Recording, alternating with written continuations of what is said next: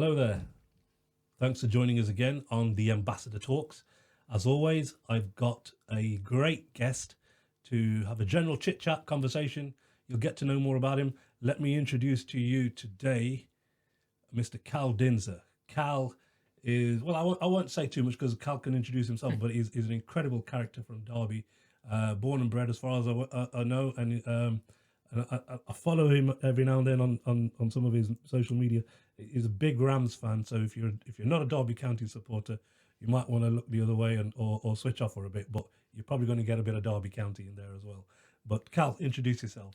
Yeah, so I'm Kalwinder Singh Dhindsa, born in Derby. I'm 45 years old, currently working in an auction house. I was a teacher in the past. I might go back into teaching one day, maybe sooner than later. We'll see about that. You say I'm a big Rams fan. Yes, I am, but I'm a general football fan, to be quite honest. So Right. I'm not kind of stuck in my ways with all things Derby County. I help anyone and anyone, any football team, Leeds, Forest, whatever. Oh, gosh, okay. That's great. You're also a published author as well, and I know that you've had a book that's been on the shelves for how many years? Probably about 7-8 years now. Yes, nearly been 8 years. My first book was called My Father and the Lost Legend of Pear Tree, Part 1. Yeah. And then after that, many more books came. Tell us about that. What got you into writing and particularly that particular story? Well, I think we all feel that we've got a story in us. And for a long time, I didn't think I had a story to be published within me. But my father passed away by suicide on March the 1st, 2006. And ever since then, it took me a long while to come to terms with his death and how he died and what he left behind.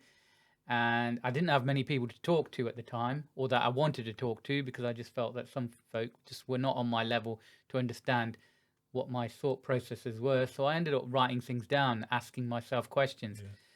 Not always knowing if I'd get the right answers back or if I'd get any answers back, but sometimes it helps just to write the questions so you can understand what you need from yourself.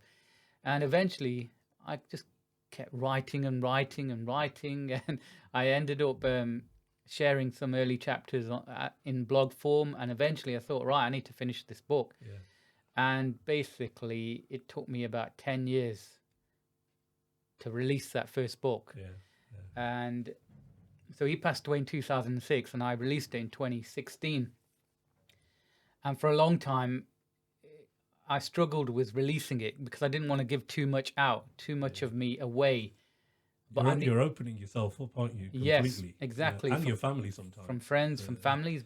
But the thing is, I knew that because of the way my dad died by suicide stopped him from talking. Yeah. And it was also, in a way, stopping me from talking by getting out his story and what I felt. And also, I knew that if I didn't write his story or talk about him, nobody else would. Yeah. Because in the early days, it was like, and you've probably, those listening in now, when I say in relation to how he died, I keep saying he died by suicide. I don't say he committed suicide, commit suicide. Because back then, even then, I was aware of the connotations of commit suicide. It kind of implies that it was a crime. Yeah. And pre-1961, it was a crime to yeah. commit suicide, right? So I never wanted these negative connotations to be attached with my father. So I needed to be careful with how I put it across. So I used to say died by suicide. Now, I'm okay saying that. When other people say it in front of me, sometimes I might comment on it and say, you know, what I've just told you there, or sometimes I might just let it go because you kind of get an idea of where this person's level of thinking is. And you're like, do you really want to be sharing your story with this person or whatever, right? So when I finally came to terms with that, I was able to, you know, write his story down, to share it, to express it. So the first book took 10 years to write. The second book, I took a year off, and then I finished it within a year because I had much of it already. Yeah. Because I knew my first book would end on a particular point, right? And then I had all this other stuff after it that I just didn't know how to end the second book, because at the end of the day, my dad died by suicide. That's not a happy story. So for those people who haven't read your book yet, what's the general gist of it? Is it all about your emotions that you went through and how it affected you? And what can we get from you from buying the book? Okay, the book, as I said, it's called My Father and the Lost Legend of Pear Tree. So it's about not only my life being born and raised in Pear Tree, but my father's life when he first came to England, Derby, in 1967, the same year that Clough and Taylor became joint manager of the Derby County. So that's quite nice. So he was 12 years old at the time. So my book, told over two parts, is basically me sharing the story of my father, myself, other family members, the community. It also brings in other characters like famous footballers. In this particular case, Steve Bloomer, who is kind of a fundamental character in the book, but he kind of plays more of a part in part two. Because not far from here, Pride Park, there's actually, Pride Park football stadium, there's actually a number of statues there now. Steve Bloomer, Clough, Taylor, Mackay, and I've been a part of putting them all down. You've been or helping. quite instrumental in getting that Yes. done, haven't you? And much of it is because of my journey to find this lost legend of Pear Tree that some might think was my dad. Maybe it is, but it was me on the search for Steve Bloomer that kicked it all off. Right. And he was one of the first bust statues I helped to make at Pride Park with my good friend Andy Edwards, who made it, who is now a really good friend of mine. And since we met in about 2008 in the reception area of Pride Park, he's gone on to make so many statues that I've kind of helped him in the background. The Beatles, Bee Gees, Bob Marley, Jack Leslie. Okay. Right. It's quite an amazing journey. Isn't it great when you do that? You know, something that you've started can lead to incredible things elsewhere as well. Yeah. Yes, I mean, and Steve Bloomer was the fire starter in that, the Kickstarter, and it's all explained in part two of my book. How after my dad died, all I wanted to do was remember the good times, and for me, the good times. It kind of took me back to 1967 and when Clough and Taylor came to Derby. That's when the good times started. It's all the year that my dad came to Derby as a 12-year-old. And obviously the end days of my dad's life, the months, the weeks, they were the most difficult for him, which led him to do what he did. So I wanted to go back to a time where he was happier. And I felt he was happier with his own family, with his brothers, his father, mother, sisters, and so on. And so Derby played a big part in that because I realized the moment, you know how some people don't have much respect for Derby. Oh, it's this, it's that, it's a whole. I always realized right from the beginning, not long after my dad died, that the moment I give up on Derby is the moment I give up on much of my community, who I am, where I come from, my dad in particular, because a lot of my memories of my dad are fixed with Derby, right? I can go around any part of Derby and remember, oh, my dad took me there. Oh, remember that day, right? So Derby kind of helped me along the path to come to terms with my dad's suicide. And that's why a lot of the things I get involved in here in Derby are somehow connected to famous people. They don't always have to be super famous or anything like that, but it's about people in general. There's a lot of community champions and heroes that have worked under the radar sometimes, and they need to be brought and that's to the what surface. I like to do. I like to bring out these lesser known people, and then once people find out about them, they're like, my goodness, how come no one's known about these people? Like Ernest Townsend, I'm currently doing a lot about. He's the guy, the artist that literally saved our town during World War II when he camouflaged the Rolls-Royce Merlin engine factories that prevented the Luftwaffe from bombing us and destroying Rolls-Royce, right? So we're currently in the talks about possibly putting up a statue to him in Derby City Centre, right? So who's going to be behind me with that? My mate, Andy Edwards, right? So literally my dad died by suicide, right? And I've turned something of great negativity into a positive. And that's something that we kind of need to try and do with a lot of negativity and a lot of bad experiences in general, because just publishing the book is, I mean, I published a book around my own mental health journey, and I found it incredibly therapeutic, cathartic, and one of the things it also did was, and I'm sure you've had this, is when people read the book, they go, ah, right, there's a conversation to be had, and particularly, I mean, we're both of South Asian origin. Mental health in the South Asian community is just not talked about. It's I wouldn't even call it a stigma. It's a massive taboo. You just do not talk about it, and it doesn't exist as far as some people are concerned. So, and you mentioned something about the good times.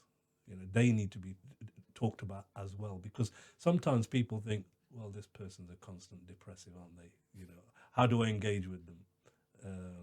And when they see that this person also had a laugh, this person Yeah, also made jokes, exactly. and they did everything that every other person does as well.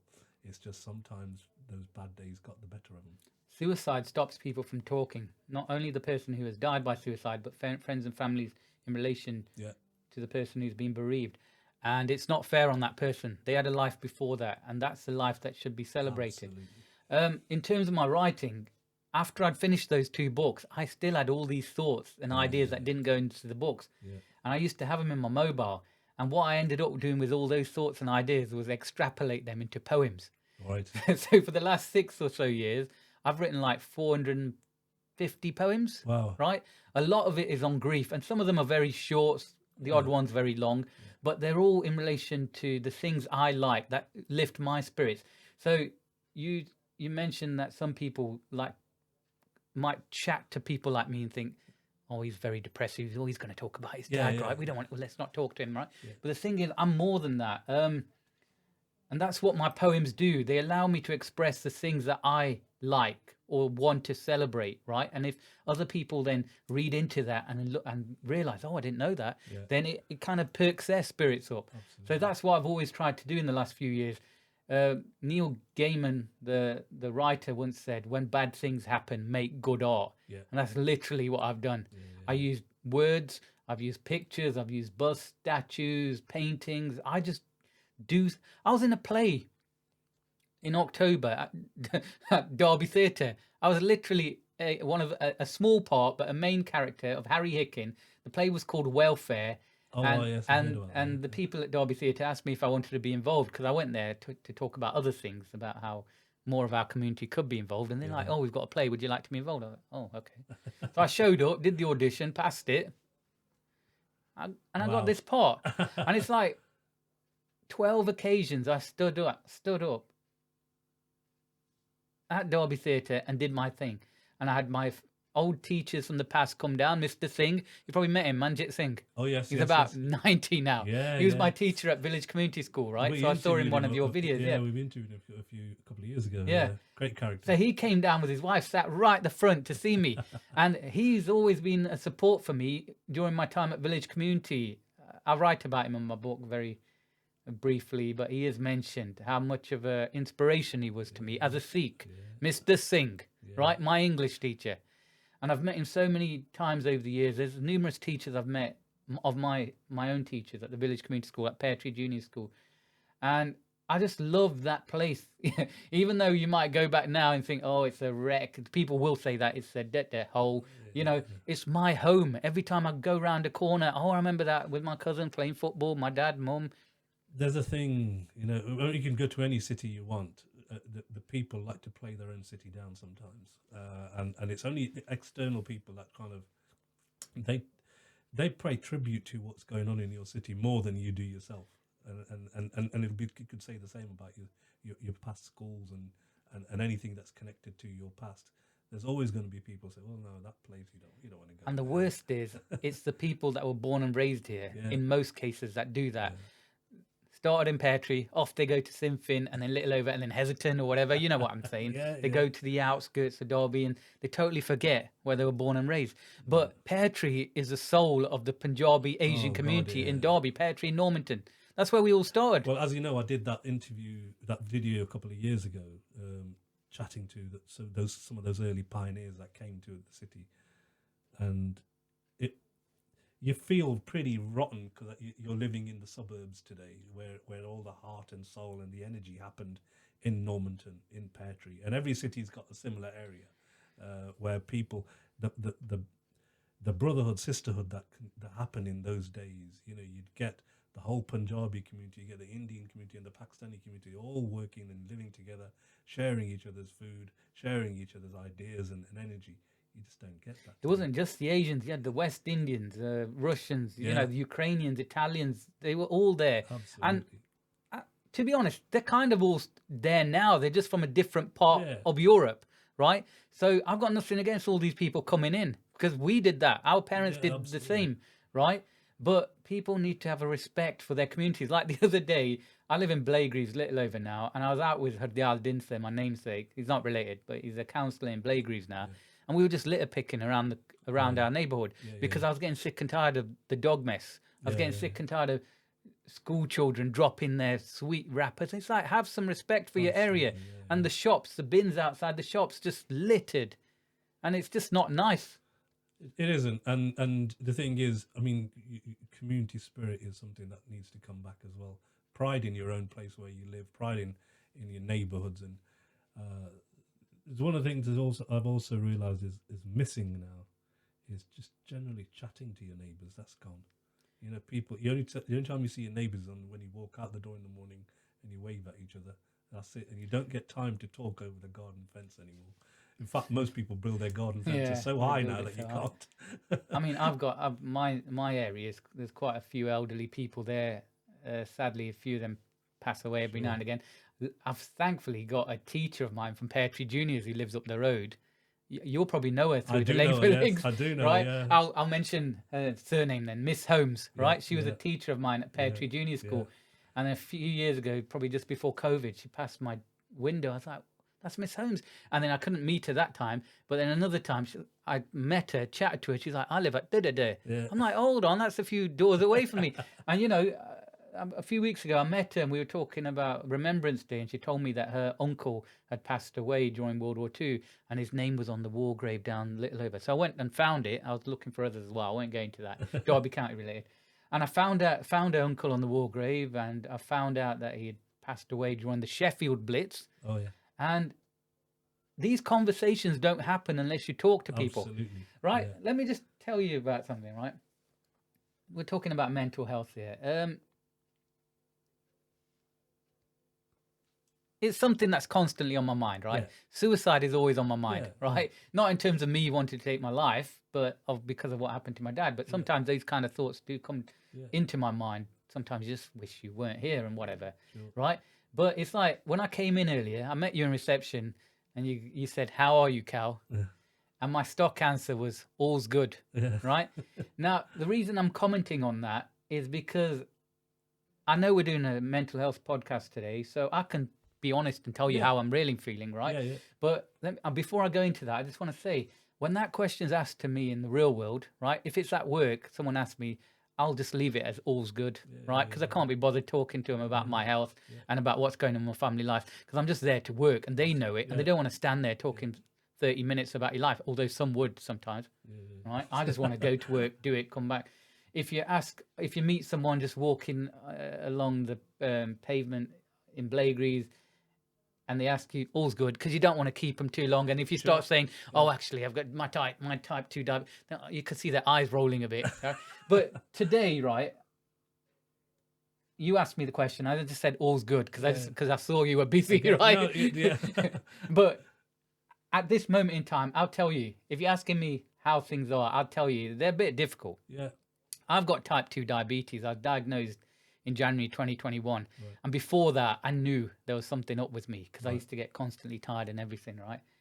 And over the years, it's had a big impact on my life. And I'm so glad I'm diagnosed, because now I'm aware that the reason I get down is because of my type 2 diabetes. But sometimes someone might say something to me that brings me down, and then that gets brought down, right? And the reason I mention this is because it has a real detrimental effect to my mind and balance, right? That's why when you said earlier, Cal, I know about Cal, he's always doing this, he's always doing that, he's always trying to lift. The reason I'm doing that is to literally lift my own spirits, and that's, right? That's important, because sometimes, you know, people, I've always said, I went on a journey myself. I secretly battled with depression. I did not want to tell anyone. I thought it was for me. And then I thought, when somebody had write a book, I thought, well, I better start bearing up, and I had to sit my family down and tell them, which they didn't believe. They go, you're not depressed. But when that point you just made, that you lift yourself up by lifting other people up around you, that's massively important, because a lot of people with mental health problems, they spend more time focusing that energy on others. And not, and yeah. a bigger cause, and they get a lot of comfort from that, and it helps balance their own mental health and other health conditions. You're Until right. the point is that they've helped people so much over there that when it comes to them needing help, they can't ask, Yeah. or they feel that there's no one there. And then they get bitter, like my dad used to do. I helped this person, I helped that person. Like just before he died, he had to stop drinking, right? Because he was on the tablets. And that drinking was a vent for him to get stuff out. Yeah. So when he used to get drunk, stuff used to come out, right? We didn't always appreciate what he used to come out with, but at least it was a vent. Yeah. When he stopped drinking, there was no vent. I don't drink myself. Okay, I put a bit of Bailey's in my tea every now and again, tiny bit, right? That's about as much as I do. I don't excessively drink. But the point is, what is my venting? My venting is if something's on my mind, I write something down and end up writing a poem about it. And that's literally me venting. And that is art. And that's important. Whatever I've said to people, whether it's art or whether it's joining the gym or whatever, you need to find something to channel that pain and anger and frustration, and I'll say something here which I've repeated many times, but men are terrible at it. We don't like to talk, and it's because it's not macho. It's not. And I've always used this example, and you may have heard me say this before, that. And I say you said you didn't drink, but a lot of guys do, and South I Asian. once did. I've written about it. The Punjabi community is well known for its relationship with alcohol. Yeah. But what I've always said is, why is it that when 4 or 5 gentlemen, blokes, geezers get around a table in a pub and they order those lagers, why is it they have to start the conversation with, guess how many beers I drank last week? Did you watch the footy last night? What do you think of that cricket score? It's macho type conversation, manly conversation. Why is it they can't start a conversation with, guess what's pissing me off? Because if they said that, they're automatically offloading. Yeah, I would love to do that. I was saying to our local neighborhood forum guy that they've got all these get-togethers for people with certain conditions, left, right, and center, but they've got nothing for type diabetes, right? What you could do is like have a litter pick. People that have got diabetes, they can go out and chat amongst themselves. Because sometimes the greatest thing you can do is just chat to someone on your own level. It's like at home, I sometimes get accused of being lazy or something, along those lines, right? But it's like sometimes literally, or I might forget something. Sometimes literally it's because of the type 2 diabetes. And I think they don't realize I've got type 2 diabetes and it has an effect on my mental health, also my physical state. And, other than my little band I've got around my wrist that says I've got type 2 diabetes, you wouldn't be able to tell from looking at me that I've got some kind of condition. But it's a condition that I feel has a detrimental effect on me, but may have also hindered my dad, but he wasn't diagnosed. There's a lot of apnea. I remember once saying to one apnea, you should get yourself tested. He's like, no, I'm not going to get myself tested because if I find out, then I wouldn't be able to drink. I wouldn't be able to socialize. I'm like, yeah, but you're cutting 10 years off your life if you don't know. And one of those things, diabetes, one of those things, if it's not treated, it leads to so many other complications with amputations and eye I'm loss. already getting that now. I've got cold. I think it's called diabetic neuropathy or something, where the nerves at the end of your feet and your feet are constantly getting cold. My feet are constantly getting cold, right? Why can't people understand that these kind of things? No, and the more you talk about it, the more people will understand that they need to go for a diagnosis and then control it with foods and I just cut out in the last 6 weeks. I've had no sugar, right? And I felt general. It does make a difference. I've lost about half a stone in weight without trying. I mean, when I first was diagnosed, I lost about a stone and a bit. I wasn't even that heavy, right? But it did make a difference because when you're walking about, you're carrying less. You're carrying less mental baggage as well, maybe. But my sugar levels are quite high these days. I just checked them recently.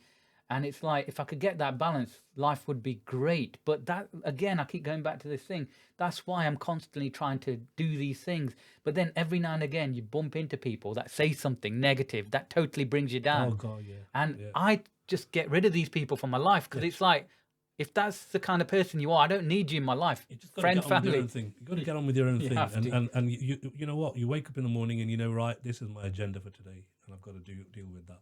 And as you said, you'll bump into people whose agenda will clash with yours, or their sole purpose is, one of the last therapy sessions I had, that's when it clicked with me that I've got to stop trying to change these people. That's their DNA. They're wired that way. They can't help it. So I've got to just focus on myself. You do. And that's the only way you get through things. And I think it's great that we're having this conversation around mental health, particularly in the South Asian community, because I've come across so many people nowadays who have said, thanks to books like yours and thanks to the fact that you've been on TV and radio and constantly talked about mental health, there's conversations going on in living rooms that wouldn't have happened, particularly in our community. Where do you think it could be? If you had a wish list, if you had Keir Starmer's ear and you said, right, this is what I want to do about mental health, what do you think it could be? It's more, to me, about people getting together and discussing things on a level, right? That's what it's about. That's what I'm saying. Go out litter picking, right? Have your little community of little pickers and talk about things like that. In terms of myself personally, though, I think the Punjabi aspect of it has been good and bad for me. I honestly think the type 2 diabetes has come from the hereditary side, right? Sure. Genetics, right? Yeah. But also in terms of us, our people, Asians, Sikhs, not talking much about mental health.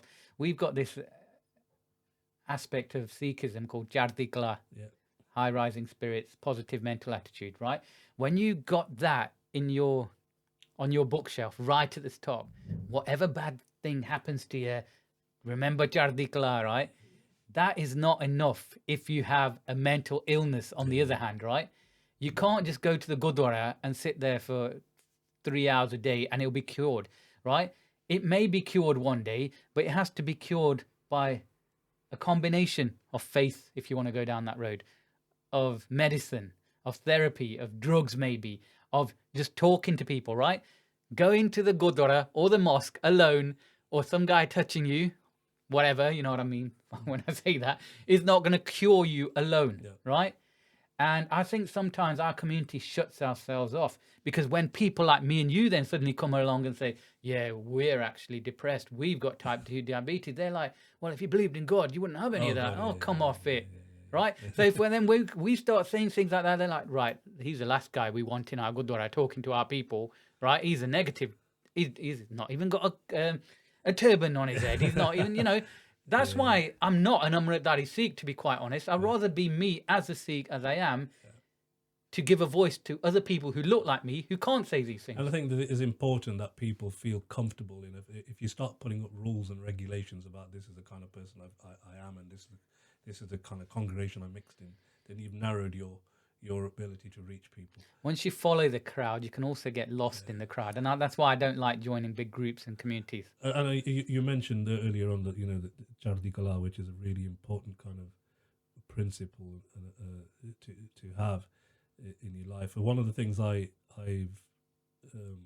lived by, even now. I mean, as you mentioned before we started recording today, that I'm no longer the CEO of a charity, and so many people say he's retired now and he's not doing anything. And the thing is, one of the sayings from the Guru Granth and Guru Nanak's teachings in general was Sarbat Dapala, and that's what I'm about now. My wife said to me something really powerful. She goes, right, you've been given a doctorate, you've got OBEs, you're doing some amazing things, you've got all these titles and won all these awards. Do it for the better of other people now. You've achieved what you wanted yourself. It's about other people now, and so that's why I've not got a job anymore, which is a luxurious position to be in. When you've worked hard for 30 years, I'm now my time is now for doing it for raising the conversation to the wider community, and that's what I think is more powerful. The more people like you and me, as you say, can talk, there's a better chance that you're gonna probably impact on even just one person's life. I know I have. I've literally had people direct message me saying, after reading your book, I decided not to do this for the sake of my children. Fantastic. So even if it's just one family saved, I think I've done my job, haven't I? That's it, and that's let's hope that continues. Any more books on the horizon? It's just poetry from now on. So I've got more poems to release. I've got a collection of 100 poems to release. A lot of it is just grief related, champions, heroes, heroines. So that's what I like to do. Fantastic. Just keep at it. Well, look, Cal, we could talk forever. Our half an hour is up. Literally, I didn't realize that we've gone on time. But thanks so much for coming in today and sharing your thoughts and experiences. And we'll be catching you again soon. You've been talking and listening to the Ambassador Talks with Amar Raju and Kal Dhindsa. We'll see you again next time.